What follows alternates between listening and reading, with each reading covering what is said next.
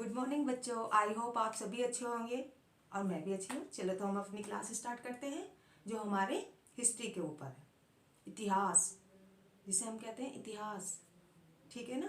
तो उसमें हम सबसे पहले पढ़ते हैं आज दिल्ली सल्तनत के बारे में, जो हमारे भारत पर 1206 से लेके 1526 तक, उसके बाद तो हमारा मुगल शासक चला आता है ना।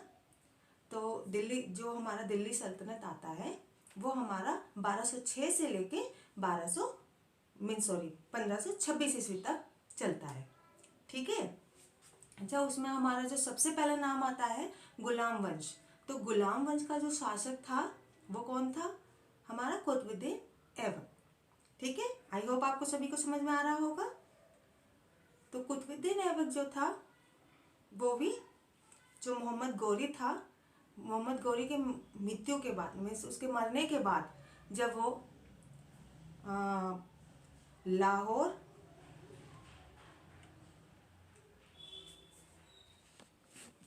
जिसे हम कह सकते हैं कि मोहम्मद गौरी ने कुतुबुद्दीन ऐबक को अपना शासक घोषित किया था, क्योंकि उसकी मृत्यु के पश्चात अगर किसी ने शासन संभाला था तो वो कुतुबुद्दीन ऐबक था। ठीक है। मोहम्मद गौरी की मृत्यु के पश्चात अगर किसी ने उसका शासन काल संभाला था तो वो कुतुबुद्दीन ऐबक था। अच्छा, जब मोहम्मद गौरी की जब मृत्यु हुई थी ना, तो जो कुतुबुद्दीन ऐबक जो था, तो वो शासन उस टाइम किधर कर रहा था? नहीं, वो भारत में नहीं था ना, नहीं, वो सबसे पहले सिंध और मुल्तान का शासक था। मीन्स वहां पर अपना शासन कर रहा था। वो भी मोहम्मद गौरी ने दिया था। अच्छा, मोहम्मद गौरी ने जब उत्तरी भारत को जीत लिया था,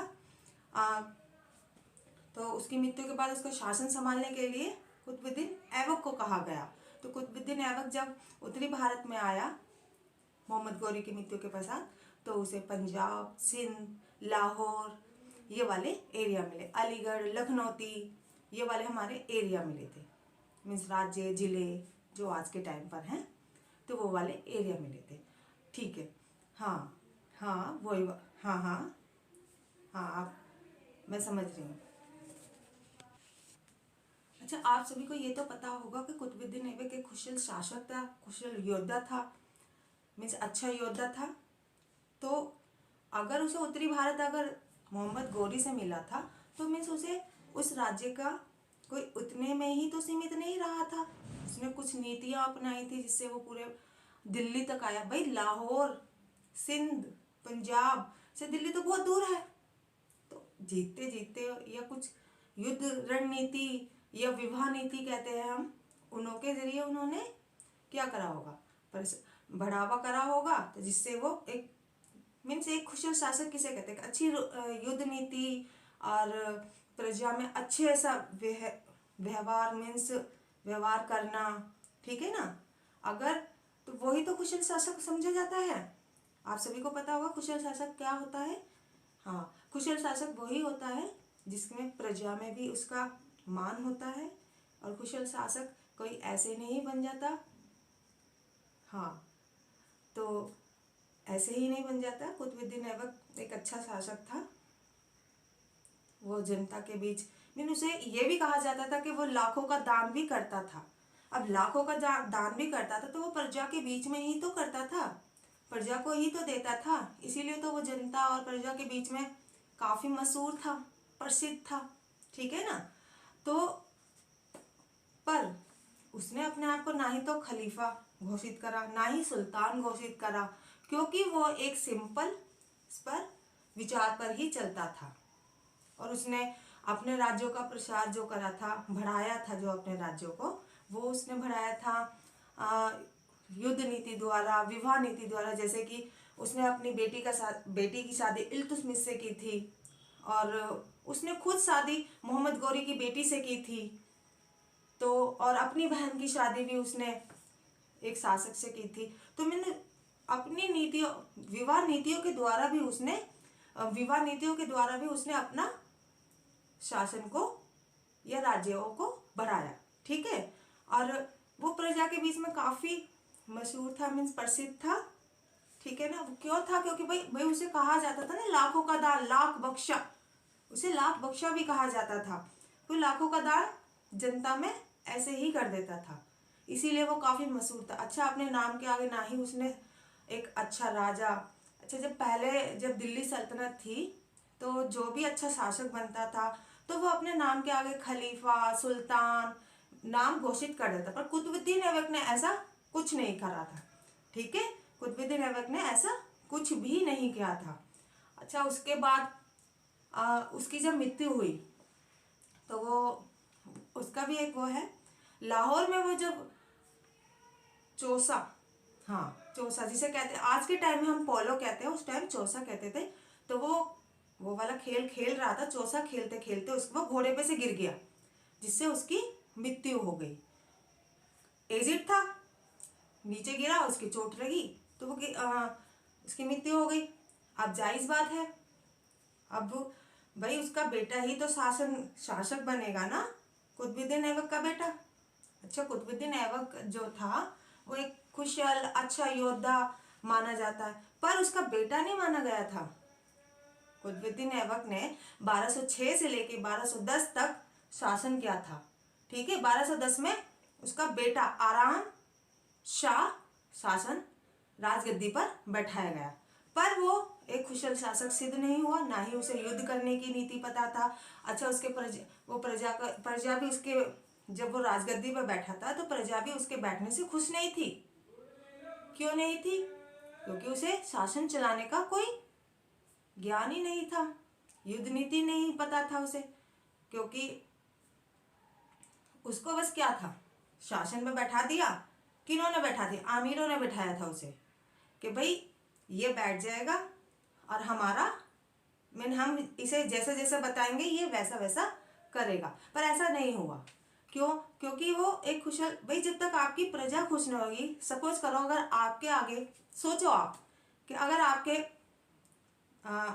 मम्मी पापा या कोई भी कंपनी चलाते हैं, बिजनेस करते हैं, पर आपका मन नहीं है, आपको तो भाई यूपीएससी में या यूपीपीसीएस में अफसर ही बनना है, तो आप क्या सोचोगे? नहीं, मैं, क्योंकि आपको इंटरेस्ट ही नहीं है तो वो आप कंपनी चलाने का एक्सपीरियंस ही नहीं होगा आपको। ठीक है ना? तो उसी तरीके से उसके बेटे को भी नहीं था।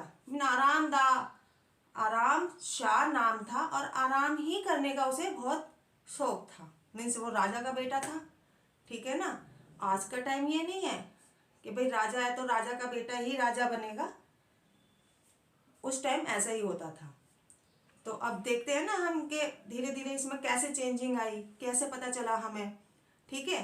और हाँ, हाँ अभी एक बच्चे का मैसेज आया है कि बच्चा कह रहा है कि मैम हम भी यूपीएससी करते हैं, हमारे पापा एक कंपनी खोले हुए हैं और पर मेरा मन यूपीएससी का करने का है। वेरी गुड बच्चे, अच्छी बात है, आपको यूपीएससी का तैयारी करोगे अच्छे ढंग से तो आप, आई होप आप सक्सेसफुल हो, अफसर बनो जिससे मेरा नाम हो जी।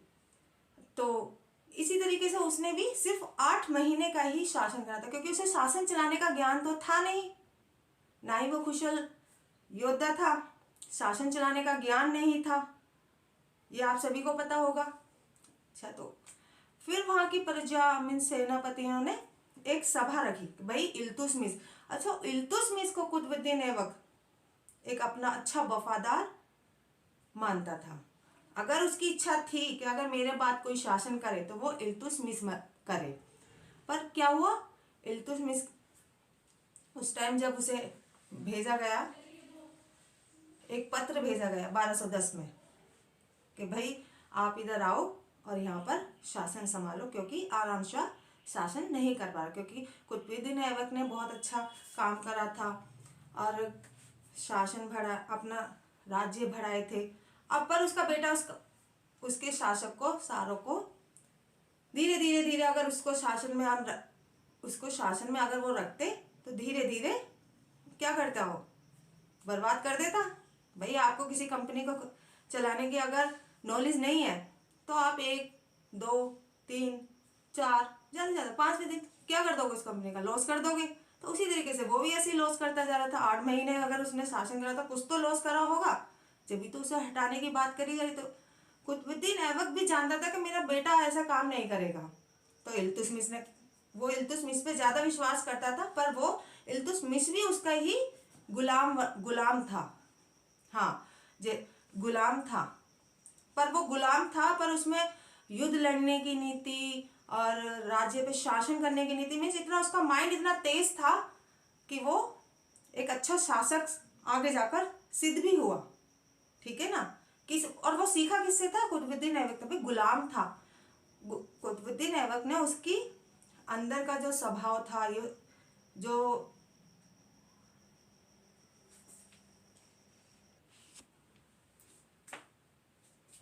तो इल्तुतमिश जो था, उसे जब निमंत्रण पत्र भेजा तो उसने 8 महीने के बाद दिल्ली पर अपना अधिकार कर लिया। अच्छा चलो अब हम इल्तुतमिश के बारे में थोड़ा कुछ पढ़ते हैं। वो इल्वर तुर्क था। ठीक है, इल्वर तुर्क था। और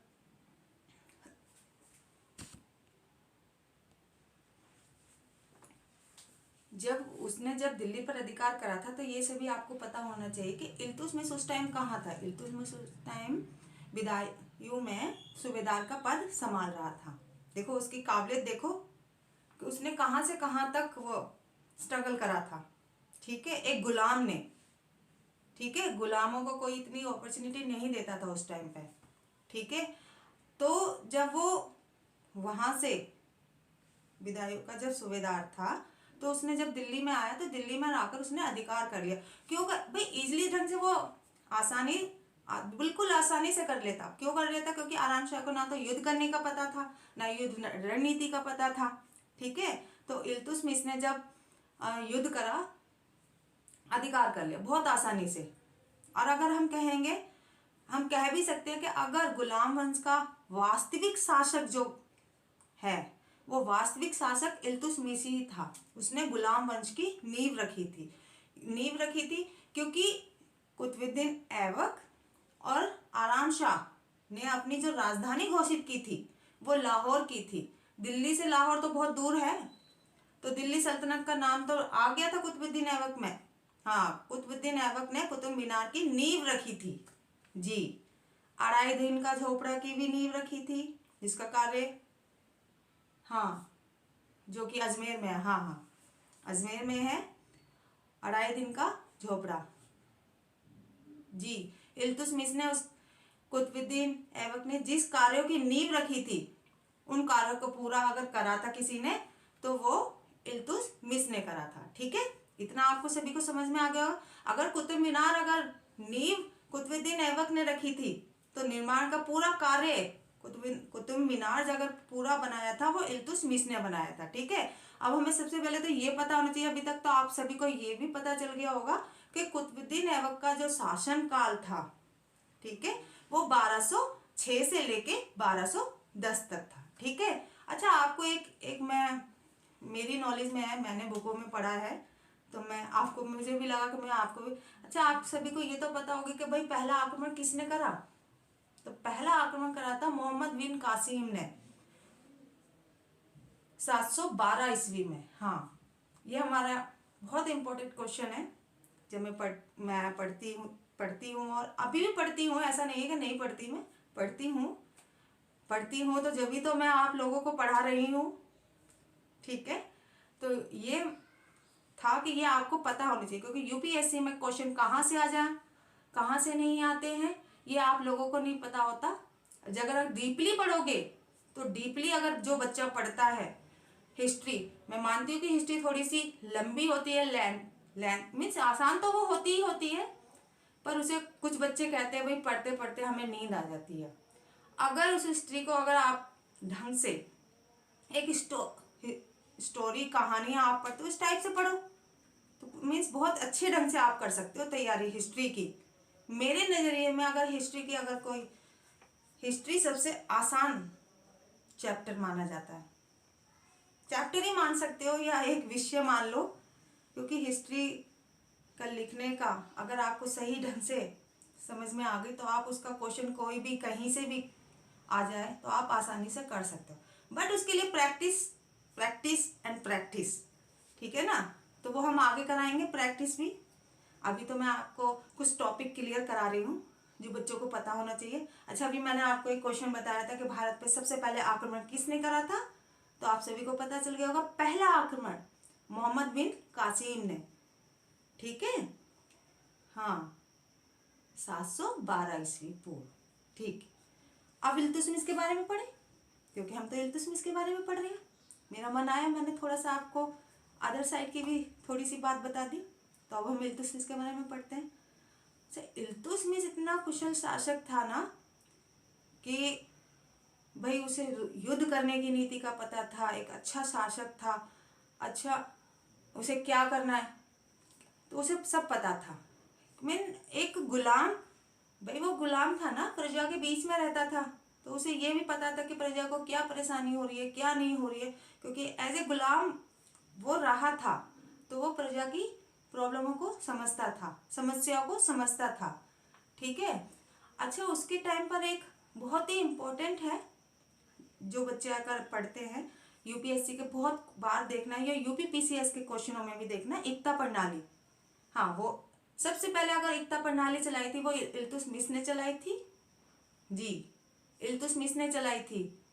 और ये क्वेश्चन बहुत बार आ चुका है यूपीएससी में, यूपीपीसीएस में, क्योंकि मैंने पेपर दिए हैं तो मुझे भी पता है। ठीक है। नहीं नहीं, ऐसे तो कोई भी कहीं भी उठकर पढ़ाने बैठ जाएगा, जब तक आपको नॉलेज नहीं होगी, जब तक आप पढ़े नहीं होंगे, तो आप ऐसे इजीली। तो इल्तुतमिश कोई आसानी से शासन नहीं करा था उसने, उसे भी बहुत परेशानियों का सामना करना पड़ा था।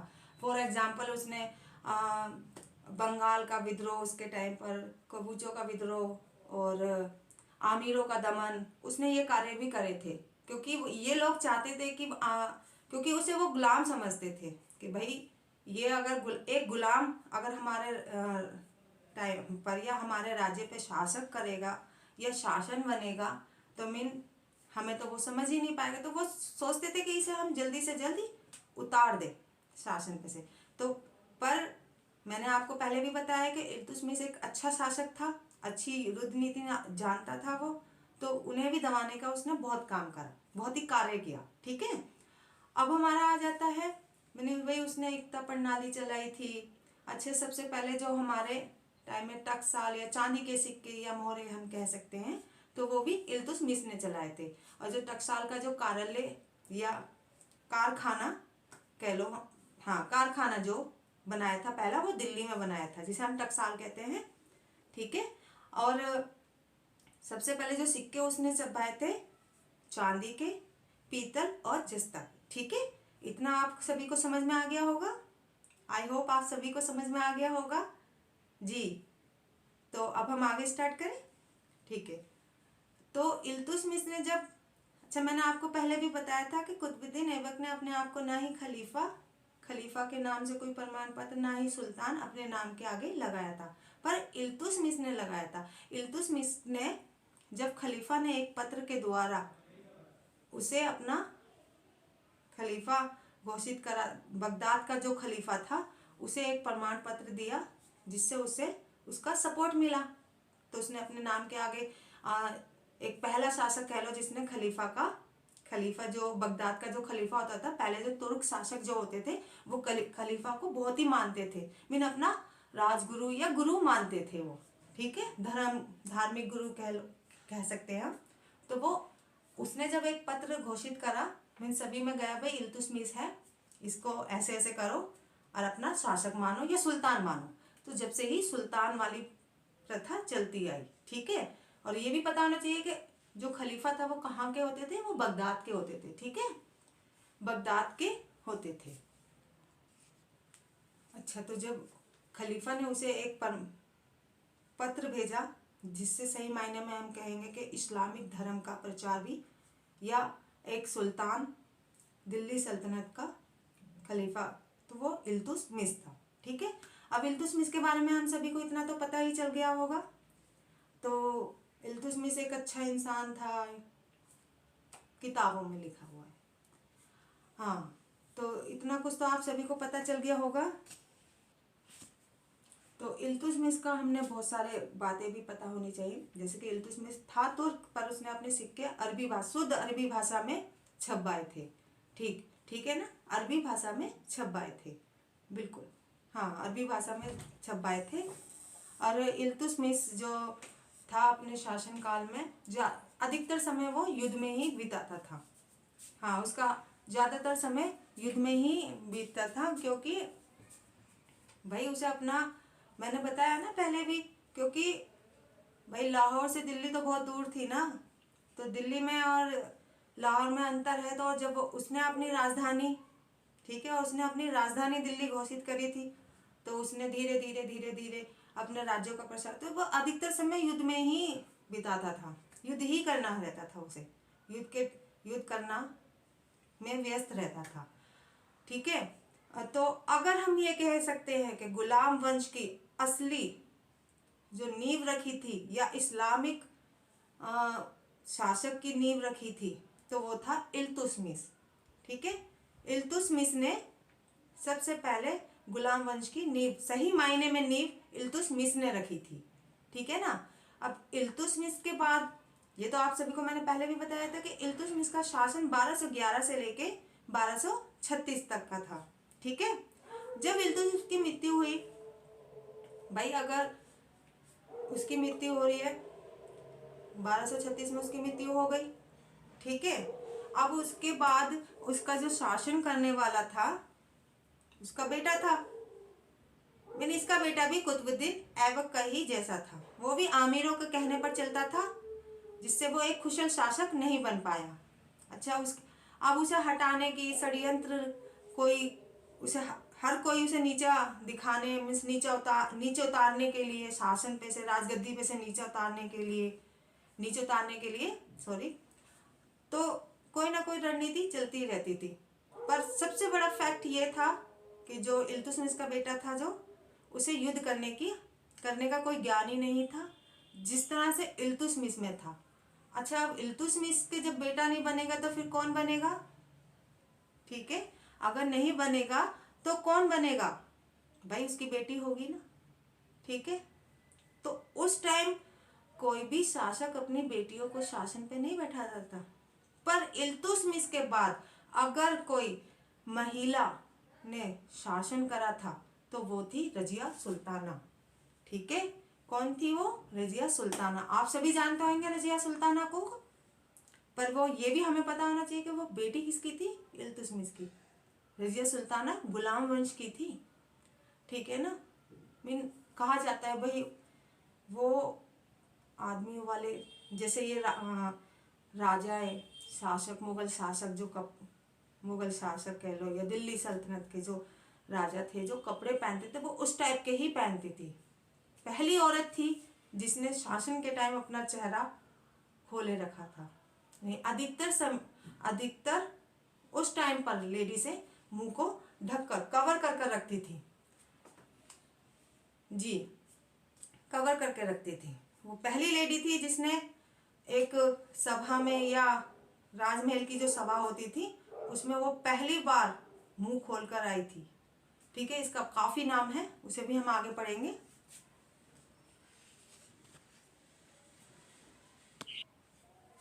तो आप सभी को भी मैंने बताया था कि जो इल्तुतमिश का जो बेटा था, उसे ना ही तो शासन चलाने का ज्ञान था, क्योंकि उसके साथ जो उसकी जो माँ थी ना, वो एक तुर्क थी, जो वो बड़ी अत्याचारी बोली जाती थी। रुकनुद्दीन फिरोज शाह जो इल्तुतमिश का बेटा था, जो उसकी जो माँ थी वो काफ़ी अत्याचारी थी। वो शासन पर, जनता पर, प्रजा पर बहुत अत्याचार करती थी, जिससे कि चारों तरफ हाहाकार मच गया। ठीक है, पर इल्तुतमिश को ये बात भी पता थी कि भाई मेरा बेटा इस चीज़ को नहीं कर सकता है, तो उसने अपना अगर शासन घोषित करा था या शासक घोषित करा था, वो रजिया सुल्ताना को किया था। ठीक है, रजिया सुल्ताना का अगर हम बात करें तो रजिया सुल्ताना का शासन काल हमारे जो है 3 वर्ष से लेके 36 महीने, ओ सॉरी,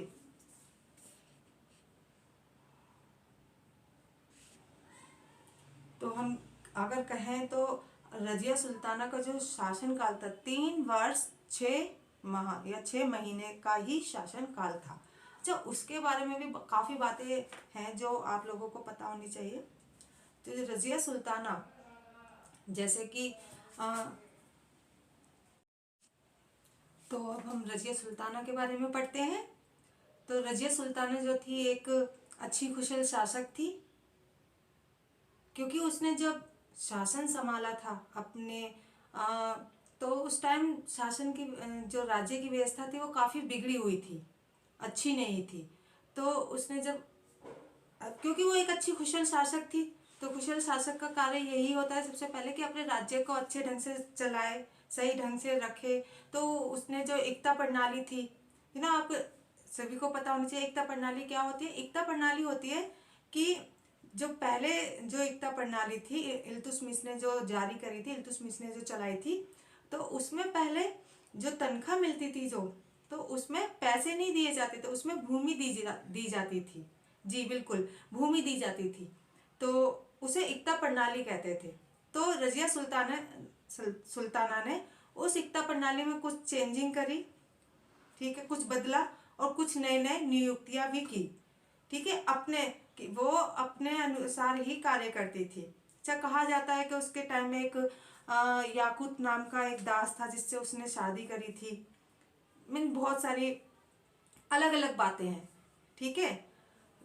तो एक बार हुआ क्या कि जब वो रास्ते से कहीं से अल्सानिया से आ रही थी, तो रास्ते में जंगलों में डाकुओं ने उस पर आक्रमण कर दिया जिससे उसकी मृत्यु हो गई, ठीक है। तो 1236 से लेके 1240 तक उसका शासनकाल रहा था। और ये भी कहा जाता है कि रजिया सुल्ताना एक कुशल शासक के साथ साथ एक अच्छी महिला भी थी। मैंने ये नहीं है कि अगर वो उसने जो पर्दा प्रथा जो थी उसने अंत कराया तो वो अपने धर्म के अनुसार कार्य नहीं करती थी, वो ये कार्य भी करती थी, ठीक है ना जी। हाँ, वो धर्म के अनुसार भी कार्य करती थी, ऐसा नहीं था कि वो अपनी मर्जी से बिल्कुल ही चलती थी। मीन अब जो भी बच्चा है जिस ढंग से आप ढालोगे वो बच्चा उसी ढंग से डालेगा। इल्तुतमिश को पता था कि भाई मेरी बेटी इस चीज में अच्छा करेगी, जब भी तो उसने तलवारबाजी, घोड़सवारी, युद्ध की रणनीतियां सब सिखाई थी, क्योंकि उसे इंटरेस्ट था उस चीजों में। भाई कोई भी बच्चा है अगर इंटरेस्ट दिखाएगा तो जब भी तो बच्चा के माँ बाप है जब भी तो कुछ कराते हैं। तो इसी तरीके से इल्तुतमिश को भी पता था, और इल्तुतमिश चाहता भी यही था कि वो रजिया सुल्ताना को ही अपने राज्य का शासक घोषित करे, ठीक है ना। तो पर वही कि जो आमिर थे वो रजिया सुल्ताना को पसंद नहीं करते थे, ठीक है। कहा जाता है कि जो रजिया सुल्ताना को जो मरवाने में जो काम था, हाथ था, वो आमिरों का ही था, ठीक है जी। आमिरों का ही हाथ माना जाता है, क्योंकि वो ये उनकी सोच ये थी कि एक महिला हमारे हमारे राज्य को संभाले, क्योंकि वो आदमी थे, वो औरत थी, ठीक है, वो पुरुष थे और वो एक महिला थी, तो जिससे कि वो उसे पसंद नहीं करते थे कि भाई एक महिला होकर हमारे राज्य पे शासन कर रही है, ठीक है। मीन पर्दा प्रथा का उसने अंत करा, आदमियों की तरह कपड़े पहनती थी, सिर पे टोपी, लंबा कोट, उस टाइम लंबे लंबे कोट पहने जाते थे। जो मुगल शासक कह लो या दिल्ली सल्तनत के जो शासक थे वो सभी इस टाइप के ही कपड़े पहनते थे, तो रजिया सुल्ताना भी उसी टाइप के कपड़े पहनती थी, ठीक है ना। ऐसा भी माना जाता है कि रजिया सुल्ताना जो थी ना, रजिया सुल्ताना जो थी वो औरत के रूप में जन्म तो हुआ था, पर वो अंदर से मीन्स कहा जाता है, माना जाता है कि वो अंदर से एक आदमी के आदमी के अनुसार ही कार्य करती थी। मीन्स आदमी के अनुसार, जैसे कि तलवार चलाना, घोड़सवारी करना। उस टाइम औरतें ऐसे कार्य नहीं करती थी। इस्लामिक मुगलों में या शासकों में, दिल्ली सल्तनत में ऐसा कार्य कोई नहीं करती थी, पर ऐसा कार्य सबसे पहले अगर किसी ने करा था वो रजिया सुल्ताना थी, इसीलिए इसका काफी नाम भी है रजिया सुल्ताना, ठीक है। तो रजिया सुल्ताना के बारे में हम इतना ही पढ़ेंगे, ठीक है। हाँ, रजिया सुल्ताना के अगर मरने के बाद अगर हम कह भी सकते हैं कि आमिरों ने अपनी इच्छा अनुसार एक शासक घोषित करा जिसने कार्य उनके अनुसार करा, तो अगर उनके अनुसार कार्य भी करा ना तो वो सारा काम भी धीरे धीरे राज्य की स्थिति भी बिगड़ती ही चली गई, क्योंकि वो तो अपना भला चाहते थे ना आमिर। तो उन्होंने ऐसे ही करा, राज्य के बारे में उन्होंने नहीं सोचा था, ठीक है। तो रजिया सुल्ताना बहुत अच्छी कुशल शासक थी, माना भी जाता है कि भाई वो घोड़सवारी में अच्छी, वैसे हर चीज में नॉलेज बहुत अच्छी थी, जब भी तो रजिया सुल्ताना थी। रजिया सुल्ताना क्या ऐसे ही कोई बन जाता है कोई? भाई पहली शासक, महिला शासक अगर रजिया सुल्ताना का नाम आता है तो कुछ तो गुण होंगे ना, ठीक है ना। आई होप आप सभी को समझ में आ भी रहा होगा, ठीक है। तो ये हमारे दास वंश के बारे में, मीन्स गुलाम वंश के बारे में पूरी डिटेल में मैंने आपको अच्छे ढंग से समझाया। आई होप आप सभी को समझ में आया होगा। तो हमारी नेक्स्ट क्लास कल होगी, ठीक है जी, बिल्कुल रूटीन बाय रूटीन पढ़ाऊंगी मैं। हाँ, आज मैंने गुलाम वंश पढ़ा है, कल बलवन वंश पढ़ाऊंगी, ठीक है। मैं दिल्ली सल्तनत का पूरा चैप्टर, जितने भी हमारे शासक आए थे 1510 से लेके 1210 से लेके और 1206 से लेके 1210 तक तो कुतुबुद्दीन ऐबक था, ठीक है। तो 1206 से लेके 1526 तक दिल्ली सल्तनत का, फिर उसके बाद हमारे मुगल शासक आ जाते हैं। तो हम धीरे धीरे सारा चैप्टर भी क्लियर करेंगे। आई होप आपको क्लास समझ भी आ रही होगी। तो टेक केयर, बाय।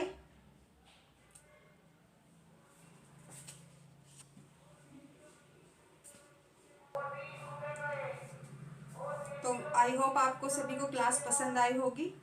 तो मेरी क्लास को ज़्यादा से ज़्यादा शेयर करें, लाइक करें। अगर आपको कुछ समझ में नहीं आता है या कुछ अच्छा और पढ़ना चाहते हो तो आप कमेंट में लिखकर मुझे बता सकते हो, ठीक है। तो अब हम नेक्स्ट क्लासेस हमारी कल होगी। तो टेक केयर, बाय। सभी अपना ध्यान रखिए, बाय, गुड बाय। तो अब हम रजिया सुल्ताना के बारे में पढ़ते हैं। तो रजिया सुल्ताना जो थी एक अच्छी कुशल शासक थी, क्योंकि उसने जब शासन संभाला था अपने तो उस टाइम शासन की जो राज्य की व्यवस्था थी वो काफ़ी बिगड़ी हुई थी, अच्छी नहीं थी। तो उसने जब, क्योंकि वो एक अच्छी कुशल शासक थी, तो कुशल शासक का कार्य यही होता है सबसे पहले कि अपने राज्य को अच्छे ढंग से चलाए, सही ढंग से रखे। तो उसने जो एकता प्रणाली थी, आपको सभी को पता होना चाहिए एकता प्रणाली क्या होती है। एकता प्रणाली होती है कि जो पहले जो एकता प्रणाली थी इल्तुतमिश ने जो जारी करी थी, इल्तुतमिश ने जो चलाई थी, तो उसमें पहले जो तनख्वाह मिलती थी तो उसमें पैसे नहीं दिए जाते थे, उसमें भूमि दी जाती थी। जी बिल्कुल, भूमि दी जाती थी, तो उसे एकता प्रणाली कहते थे। तो रजिया सुल्ताना ने उस एकता प्रणाली में कुछ चेंजिंग करी, ठीक है, कुछ बदला और कुछ नए नए नियुक्तियां भी की, ठीक है। वो अपने अनुसार ही कार्य करती थी। अच्छा, कहा जाता है कि उसके टाइम में एक याकूत नाम का एक दास था जिससे उसने शादी करी थी। बहुत सारी अलग अलग बातें हैं, ठीक है। तो एक बार हुआ क्या कि जब वो रास्ते से कहीं से अल्सानिया से आ रही थी, तो रास्ते में जंगलों में डाकुओं ने उस पर आक्रमण कर दिया, जिससे उसकी मृत्यु हो गई, ठीक है। तो 1236 से लेके 1240 तक उसका शासनकाल रहा था। और ये भी कहा जाता है कि रजिया सुल्ताना एक कुशल शासक के साथ साथ एक अच्छी महिला भी थी। मैंने ये नहीं है कि अगर वो उसने जो पर्दा प्रथा जो थी उसने अंत कराया तो वो अपने धर्म के अनुसार कार्य नहीं करती थी, वो ये कार्य भी करती थी, ठीक है ना जी। हाँ, वो धर्म के अनुसार भी कार्य करती थी, ऐसा नहीं था कि वो अपनी मर्जी से बिल्कुल ही चलती थी। अब जो भी बच्चा है जिस ढंग से आप ढालोगे वो बच्चा उसी ढंग से डालेगा। इल्तुतमिश को पता था कि भाई मेरी बेटी इस चीज में अच्छा करेगी, जब तो उसने तलवारबाजी, घोड़सवारी, युद्ध की रणनीतियां सब सिखाई थी, क्योंकि उसे इंटरेस्ट था उस चीजों में। भाई कोई भी बच्चा है अगर इंटरेस्ट दिखाएगा तो जब तो बच्चा के माँ बाप है जब तो कुछ कराते हैं। तो इसी तरीके से इल्तुतमिश को भी पता था, और इल्तुतमिश चाहता भी यही था कि वो रजिया सुल्ताना को ही अपने राज्य का शासक घोषित करे, ठीक है ना। तो पर वही कि जो आमिर थे वो रजिया सुल्ताना को पसंद नहीं करते थे, ठीक है। कहा जाता है कि जो रजिया सुल्ताना को जो मरवाने में जो काम था, हाथ था, वो आमिरों का ही था, ठीक है जी, आमिरों का ही हाथ माना जाता है। क्योंकि वो ये उन्हों की सोच ये थी कि एक महिला हमारे हमारे राज्य को संभाले, क्योंकि वो आदमी थे, वो औरत थी, ठीक है, वो पुरुष थे और वो एक महिला थी, तो जिससे कि वो उसे पसंद नहीं करते थे कि भाई एक महिला होकर हमारे राज्य पे शासन कर रही है, ठीक है। बिन पर्दा प्रथा का उसने अंत करा। आदमियों की तरह कपड़े पहनती थी, सिर पे टोपी, लंबा कोट, उस टाइम लंबे लंबे कोट पहने जाते थे। जो मुगल शासक कह लो या दिल्ली सल्तनत के जो शासक थे वो सभी इस टाइप के ही कपड़े पहनते थे। तो रजिया सुल्ताना भी उसी टाइप के कपड़े पहनती थी, ठीक है ना। ऐसा भी माना जाता है कि रजिया सुल्ताना जो थी ना, रजिया सुल्ताना जो थी वो औरत के रूप में जन्म तो हुआ था, पर वो अंदर से मीन्स कहा जाता है, माना जाता है कि वो अंदर से एक आदमी के ढाल ही का आदमी के अनुसार ही कार्य करती थी। मीन्स आदमी के अनुसार, जैसे कि तलवार चलाना, घोड़सवारी करना। उस टाइम औरतें ऐसे कार्य नहीं करती थी। इस्लामिक मुगलों में या शासकों में, दिल्ली सल्तनत में ऐसा कार्य कोई नहीं करती थी। पर ऐसा कार्य सबसे पहले अगर किसी ने करा था वो रजिया सुल्ताना थी, इसीलिए इसका काफी नाम भी है रजिया सुल्ताना, ठीक है।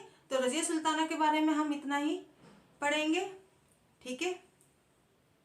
हाँ, रजिया सुल्ताना के अगर मरने के बाद अगर हम कह भी सकते हैं कि आमिरों ने अपनी इच्छा अनुसार एक शासक घोषित करा जिसने कार्य उनके अनुसार करा। तो अगर उनके अनुसार कार्य भी करा ना, तो वो सारा काम भी धीरे धीरे राज्य की स्थिति भी बिगड़ती ही चली गई, क्योंकि वो तो अपना भला चाहते थे ना आमिर। तो उन्होंने ऐसे ही करा, राज्य के बारे में कोई नहीं उन्होंने नहीं सोचा था, ठीक है। तो रजिया सुल्ताना बहुत अच्छी कुशल शासक थी। माना भी जाता है कि भाई वो घोड़सवारी में अच्छी, वैसे हर चीज़ में नॉलेज बहुत अच्छी थी, जब तो रजिया सुल्ताना थी। रजिया सुल्ताना क्या ऐसे ही कोई बन जाता है कोई? भाई पहली शासक, महिला शासक अगर रजिया सुल्ताना का नाम आता है तो कुछ तो गुण होंगे ना, ठीक है ना। आई होप आप सभी को समझ में आ भी रहा होगा, ठीक है। तो ये हमारे दास वंश के बारे में, मीन्स गुलाम वंश के बारे में पूरी डिटेल में मैंने आपको अच्छे ढंग से समझाया। आई होप आप सभी को समझ में आया होगा। तो हमारी नेक्स्ट क्लास कल होगी, ठीक है जी, बिल्कुल रूटीन बाय रूटीन पढ़ाऊंगी मैं। हाँ, आज मैंने गुलाम वंश पढ़ा है, कल बलवन वंश पढ़ाऊंगी, ठीक है। मैं दिल्ली सल्तनत का पूरा चैप्टर, जितने भी हमारे शासक आए थे 1510 से लेके 1210 से लेके और 1206 से लेके 1210 तक तो कुतुबुद्दीन ऐबक था, ठीक है। तो 1206 से लेके 1526 तक दिल्ली सल्तनत का, फिर उसके बाद हमारे मुगल शासक आ जाते हैं। तो हम धीरे धीरे सारा चैप्टर भी क्लियर करेंगे। आई होप आपको क्लास समझ भी आ रही होगी। तो टेक केयर, बाय।